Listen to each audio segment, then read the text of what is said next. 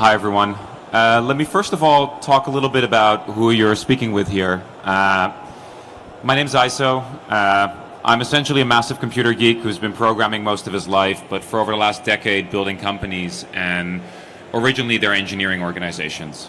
And in the last 4 or 5 years, I've managed to speak with probably close to about 400 or 500 engineering orgs, and I dare to say, without exaggeration, probably close to about 1,000 engineering leaders. And throughout that journey, I started building out kind of mental models of what I saw the best engineering leaders do. And kind of the talk today is really about that, the lessons learned and mental models that all of us as engineering leaders can apply in our own careers. So let's kind of jump into it. So first and foremost, as engineering leaders, and when I talk about engineering leader, I'm talking as much about the team lead as I am talking about the CTO. We have this dual responsibility. On one hand, we have the obvious responsibility, which is like deliver value to our end users. But it's easy to forget, and especially sometimes for the CEO, to realize that we have a second responsibility, which is really building the product that is the engineering organization, and truly the culture in which we're continuously improving. And I found it that if you start thinking about your own role, but also the people reporting to you in your organization as this dual responsibility, you start actually seeing that are we investing enough in the organization as a product versus actually becoming at times what we might feel like as a ticket machine to try to get value to our end users. So what do we really mean when we're talking about a culture in which we're continuously improving? What we're talking about is a culture in which, as an engineering org, we're critical of ourselves and we're constantly asking the right questions. We're constantly looking at ourselves and saying, what are our biggest bottlenecks, what we can do better? I know a lot of people who are here at this conference today have undergone quite a bit of growth or undergone quite a bit of skill. And what we see as we're growing our engineering orgs is that we all hope for this utopia where we add on more people to our team and we'll have linearly more output and outcome. But in reality, what we find is that we end up in this stepwise function of we improve, we scale up, things get worse, and we have to make another jump. And so if we find the way in which our cultures and companies we can continuously be iterating, that's when you start building really a muscle that allows you to grow. And in my opinion, the best engineering organizations that I've seen that are run by the truly professional engineering leaders are building that muscle in themselves and in all of their leaders constantly. So today we're going to be going through kind of 8 mental models. And if you're an engineering leader today, no matter if you're a team lead or a CTO or VP of engineering, I want you to try to think about these in context of yourself. This is really to use as a tool to think about how am I and where do I fall on the spectrum?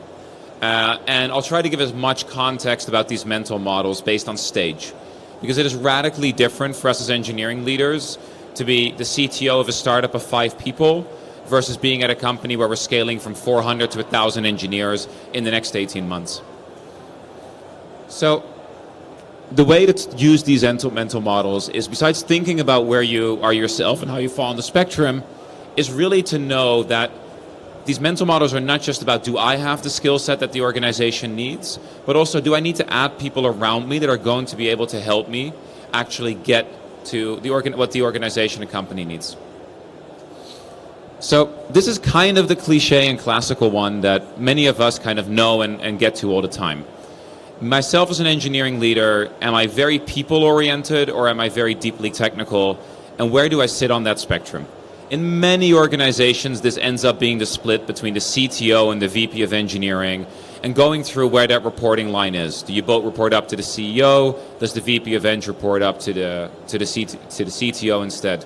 And a lot of this is about having the realization of that in your organization, you truly need both. And when you're a tiny early stage startup, you can get away without having the people-oriented engineering leader when you're all 5 people in a room and you're trying to find product market fit. But as you start scaling and growing, that becomes absolutely impossible. And truth be told, the engineering leader that is both, and with both I mean gets passionate about building the organization and growing its people inside of it, as passionate they get about the architecture and the libraries that we use and the language choices that we make, really is a rarity, and it becomes almost a unicorn of engineering leaders. And so in most organizations, we end up splitting these roles. And so once you know for yourself where you fall on that spectrum, it ends up really helping you as well about where you want to be.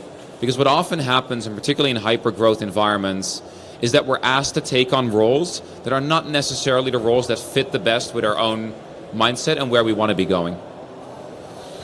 So this is personally one of my favorites, and it starts mattering a lot as the organizations we work in grow. And it's the competence versus confidence spectrum.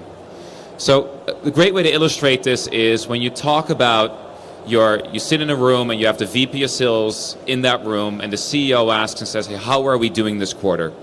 And the VP of sales comes in massively well prepared with the numbers and with absolute confidence says, we're going to hit quota in 6 weeks from now. And at this point, the CEO comes and probably for the first time and says to the engineering leader, like, how are we on delivering the product that we're expecting to deliver? What are the major challenges that we're solving? And what ends up happening is that very often as engineering leaders, our response goes towards competence, about showing how we're tackling the problems. We're doing really well, but we have performance issues, but we're going to shard the database, and the way we're going to do that, X, Y, Z, and we go on and go on. But what we are not doing in that moment, and we're showing all of the paths that it can take.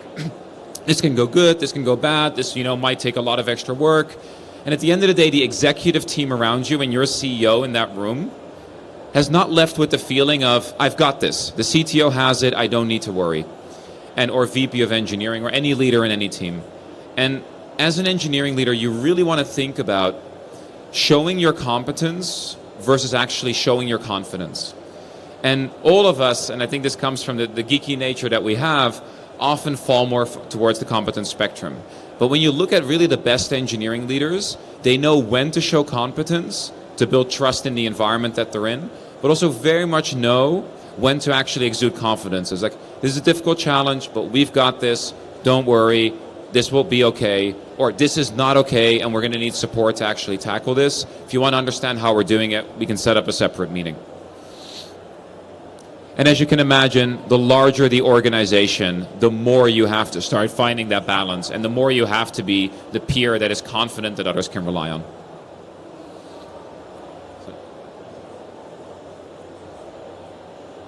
So I do this, Jason's a longtime friend of mine. He was the CTO and shadow CEO of GitHub for many years. And we have this podcast together on engineering leadership called Developing Leadership. And it's by now the largest podcast in the engineering leadership space. And he said this quote a couple of months ago that really, really stuck with me. And it's a useful mental model, kind of hack to use as you get into your next meeting with other stakeholders.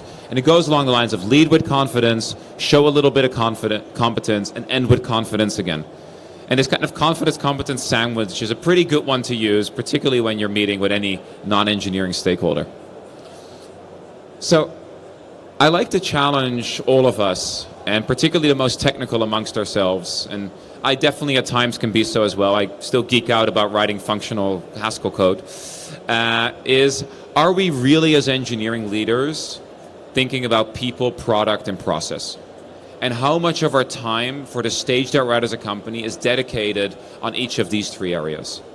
As you kind of see, when we're in the very early days of the startup, it entirely is product-oriented, because if we don't find product market fit, we're all out of a job, right? But as we start growing and as the organization demands more of us, we're going to have to become far more oriented on people and process, and particularly as we make these changes. And I know these are the kind of things that everybody here probably is, okay, this is obvious, but if we look at how we're dividing our time as engineering leaders, are we actually spending the time to think through all of these three areas? Are we investing in these areas? And are we doing so in the right dimensions? The truth is, often because of the pressure of the business and the pressure of all the fires that we have around ourselves, we're not actually doing so. And that's kind of the point of these mental models, is to be able to take a moment and reflect back and say, hey, am I investing enough in these types of areas? So at the same time is quite a few of us can be quite opinionated. And I think it's incredibly important that as engineering leaders and as leaders in general, at times we are very opinionated. But there's a strong spectrum between Am I adaptable? Am I opinionated? Or am I dogmatic? And as at a very, very early stage of a company, you can be opinionated. You can pretty much, and you have to be opinionated. If there's no one in the room that says we're going to move forward with this decision, or we're choosing this library, or we're all going to be stuck using Jira, things don't move forward. Probably many of us, and particularly earlier in our career, sat in those rooms where it was with all the 6-7 engineers at the early stage startup or in the team, trying to all convince each other of the choices that we just wish somebody would make. But as we grow and as we scale, what ends up becoming more important, it's no longer just being opinionated, but it's being able to be opinionated in combination with being adaptable. Because as the organization gets bigger, it becomes more and more about building alignment in the organization, and not necessarily always about being right or having a strong opinion. And as you see kind of from the little icons here as the skills, truly dogmatic never ever has room in any great engineering organization. If we truly believe that there's no room for context and no room for adapting your mindset, and you're truly constantly dogmatic, truth is you're going to be out of a job, or you're going to be put sideways in the org and become the research CTO who gets to do one thing, that nobody's looking at. And that's really the honest truth of what we see time and time again. And it really has to do with the fact that as you grow and as the company grows, you have to become more adaptable. And it can be tough. Now, this again feels like one of those, really classic things that to all of us is obvious. But if we really look at how much time are we thinking about the short term versus the medium term versus the long term, the truth of the matter is that in most engineering organizations, from any size to billion-dollar companies to the tiniest startups, we are really truly thinking short term. We're thinking 1 quarter, maybe 2 quarters ahead, if at all. And that has to do with the fact that we are overwhelmed as engineering leaders time and time again with the requirements, because we are where the rubber meets the road. Right? None of this here could exist if it wasn't for the amazing engineering leaders that were here. Because at the end of the day, it has to get built, and we're the ones who go build it. As you can see, I'm a pretty big fan of the engineering org myself. But at the end of the day, there are trade-offs that we need to make, because the decisions that we make in the early days are the ones that haunt us later down the line. And then the ones that I see already some smiles because they haunt us later down the line, 10 years later or 5 years later. It's like, was that decision that was made that has now cost us 50 engineers to have to refactor all the code base. But we need to find those balances. And this is one of the cores of this talk, is that every time I've seen the best and professional engineering leaders at the organizations that are able to move the fastest, onboard people successfully, and maintain high quality, it truly comes down to people finding themselves in the balance of the center of these things. Now, this is one that is, where are you spending your time? The truth is, at the end of the matter, in most engineering organizations, the engineering leadership is spending time with the engineering org. And this is one of the most limiting factors for you to be able to grow as a leader and the organization to actually achieve its goals. If you today are a VP of engineering or a CTO at anything that is no longer a small startup, and you do not have a weekly meeting or bi-weekly meeting with the VP of sales, VP of marketing, with people who are your peers in other functions, I would highly, highly encourage you to rethink that. Because what ends up happening if you start being the executive that's spending time with the other functions is you start getting a much better understanding of what truly matters to the business. You grow yourself, you start getting a better idea of which bottlenecks are the ones that truly hurt the business versus the ones you don't feel are. And particularly as you keep growing in an organization and you keep getting larger, this becomes more and more important. And at the same time, this holds true for customers. Because your business, your product org, wants the engineers to have face time with customers. They want the engineers to be able to understand the customer. And if you as an engineering leader are not doing so yourself, it doesn't just only set the wrong example, it also means that you are essentially setting direction of a filter through others in the org, and you are the person who executes the engineering function in the leadership team. You're not the leader that is working with the entire leadership team to achieve its goals. And I understand it, because there's so much going on the engineering side of the house that booking those meetings doesn't necessarily feel relevant.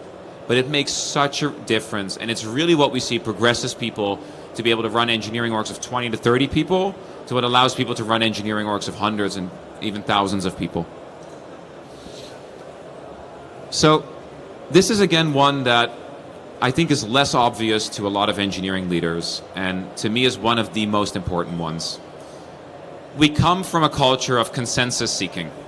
Actually, a lot of us seek consensus all of the time, and I think it just comes from the nature of how we grew up on IRC, coded in open source for many of us, and are in environments where we massively respect our peers.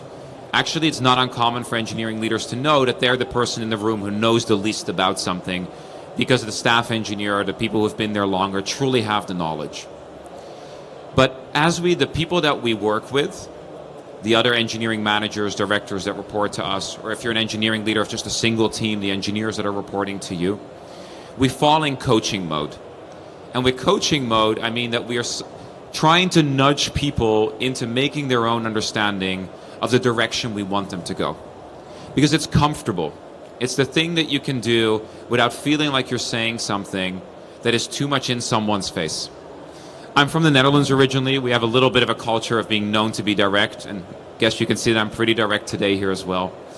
But one of the things that as a company starts scaling, and to be honest, to me this holds true from the early stages to being an incredibly large organization, but as you get larger it becomes unavoidable, is that as an engineering leader you need to start setting expectations. I've had countless of conversations where somebody says, but my engineering manager should be doing X, Y, or Z. And he should care about these things. And I think it's important that we do so. And I'm like, have you told him clearly that this is what you expect from his role in this quarter or at the level that he's at? Well, I've tried to get him there. I believe if I've pushed him, I've nudged him. No, have you actually gone in the room and said, hey, Jackie, you currently have just gotten from team lead to engineering manager, and that means that I expect you for your role to achieve X, Y, and Z, to communicate A, B, and C. And it sounds really simple, but it's something that a lot of us aren't doing. And it's honestly one of the best ways to start changing the conversation, because if you get over the hurdle of the confidence to do so, what you end up seeing is that the team members you have, both your peers in the management team, the people reporting to you, start truly feeling empowered because now they know what's expected of them to truly succeed. And this, of course, doesn't hold just true for engineering, but I think in engineering we particularly could do a better job at this from the hundreds of orgs that I've seen.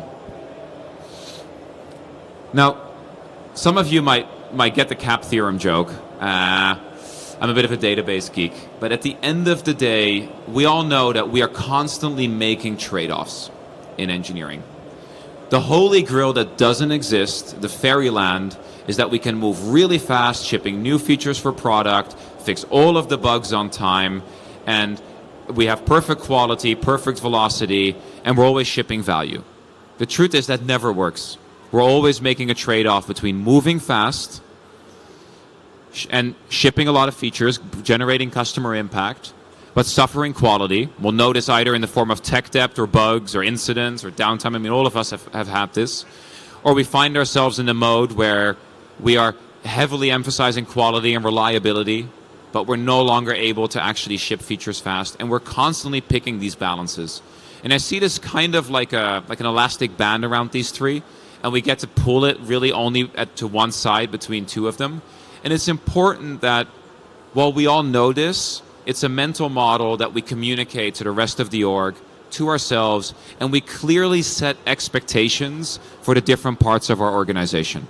Some are obvious. The SRE side of the house is massively oriented towards quality. Often the application side is massively oriented to velocity. But once you go a little bit past that, you realize that these expectations that you're setting between these also need to align with the business. So if you're meeting with the VP of sales and you're meeting with the CEO and you're meeting with the VP of marketing, you'll start understanding what the expectations of the business truly are. Do they want us on this product to move really fast and break things, but it's all about getting the market because we need to win X revenue? Or is it entirely about quality because we're delivering an on-prem product to the French ministry and we absolutely cannot mess that up? Right? And so again, at the end of the day, some of these are obvious things, but you need to be using them in your communication with others. And Yeah, as I was mentioning earlier, I haven't yet to see the unicorn that actually is able to do all three perfectly. And I can tell you, I've seen hundreds and hundreds of organizations, and at Athenian, the company I founded, we see the data of hundreds of orgs, and it's always a trade-off. So a couple of key takeaways is understand what stage you're at. Understand the maturity of your stage. We notice as well that an early stage startup shouldn't be trying to build their own Kubernetes cluster. Just like an early stage startup should be massively focused on product and shouldn't be trying to go build every people process and engineering ladder out already. We really know that the best engineering leaders find balance. Myself, and I know others, we can be quite extreme, swing one side to another, either opinionated on technology or on process. But at the end of the day, we are, as engineers, responsible to build balance of a highly functional organization. And once that goes to the extremes, never ends up as a highly functioning org. And really, really make sure that you don't do everything at once. And remember, like, all of us got into this because we loved building something. No matter if that was, a piece of code that you wrote or a small game, and it got us into programming. And the true passion of when we all wrote code wasn't about org design. It wasn't about library choices. It probably wasn't even about, do we have a dynamic type system or static type system? We were just excited to build something and see it work. Now you're an engineering leader and you're hopefully no longer writing code, as in your job. You are building something else. You're building the product of your organization. And honestly, if you start thinking about it that way, get excited about it in the same way you were excited when you first started writing code, except this time you're building the org. And when you start thinking of it as this is a product I'm building, it becomes exciting again and it becomes fun, because at the end of the day, it is a complex system. It has state, it has flows. It is actually just as much like a code base. And a lot of us can see our own organization design reflected in our code base as well. So let me tell you just a little bit about what we do at Athenian. As I told you, we spend time with hundreds of engineering orgs. And because we spend time with hundreds of engineering orgs is because we truly want them to continuously improve their eng org. So all of the conversations that I've started having with you here today, on our side, we have engineering leaders who have these with our customers. But what we realized over the years is that to truly empower engineering organizations to continuously improve, we needed to bring visibility into the engineering org. Visibility into the processes and the teams, never individuals. Truly and empowering teams by giving them metrics and insights. And so this is what we do at Athenian. We actually are happy to be in Paris. We work with some incredible companies here, from Mace to Lifen to others. And yeah, so definitely come find me after if you have a chat, if this is something that piques your interest, or go to our website, athenian.com. And at the same time, because we have this crazy visibility on all of the challenges that engineering orgs are facing, and you have anything that's coming your mind, ping me. It's Eiso, EISO at athenian.co. Find me afterwards. We don't charge ever for any conversations that we have or consulting. We're a SaaS business, but we really like to help.